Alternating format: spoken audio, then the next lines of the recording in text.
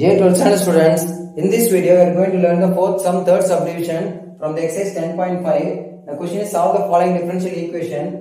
The equation is sin dy by dx equal to a, where y of 0 equal to 1. So this is the function. This is the differential equation sin dy by dx equal to a. இப்போ sin கூட இங்க யாருமே இல்லை, இங்க derivative கூட connect பண்ணிருக்காங்க. So அந்த sin முதல்ல ரைட் சைடுல கொண்டு போங்க. It becomes sin inverse of a. Sin inverse of a is a constant. அது ஒரு கான்ஸ்டன்ட். சோ இங்க x டேர்ம் இல்ல y டேர்ம் எதுவுமே இல்ல. dy dx மட்டும் தான் தனித்தனியா இருக்கு. சோ dy இந்த சைடுல நியூமரேட்டர்ல இருக்கு. அப்ப dx மட்டும் அங்க இன்டு பண்ணுங்க. You will get dy equal to sin inverse of a into dx. Sin inverse of a into dx. So dx ஒரு பக்கம் dy ஒரு பக்கம் வந்தாச்சு. Now integrating on both sides. Integration of dy equal to sin inverse of a into integral dx. ஏன்னா sin inverse of a வந்து constant, அதனால வெளியில எடுத்தாச்சு. dy இன்டகிரேட் பண்ணா y, dx இன்டகிரேட் பண்ணா x plus integral constant c. sin inverse of a அப்படியே தான் வரும்.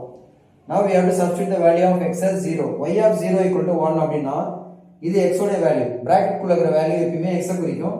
So when x equal to 0, y is equal to 1. இப்படி தான் நீங்க பார்க்கணும்.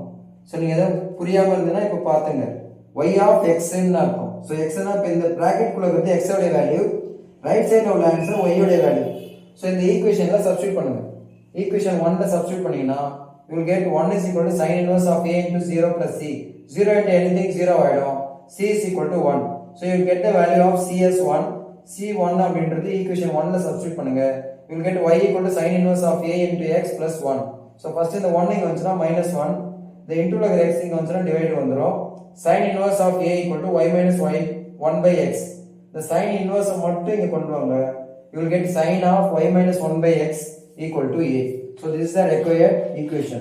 So இந்த மாதிரி நமக்கு வேல்யூ போட்டு சப்ஸ்டிட்யூட் பண்ணி கிடைக்கிற ஆன்சர் பேரு it's a particular solution சொல்லுவாங்க. இது வந்து general solution. That's all. Thank you.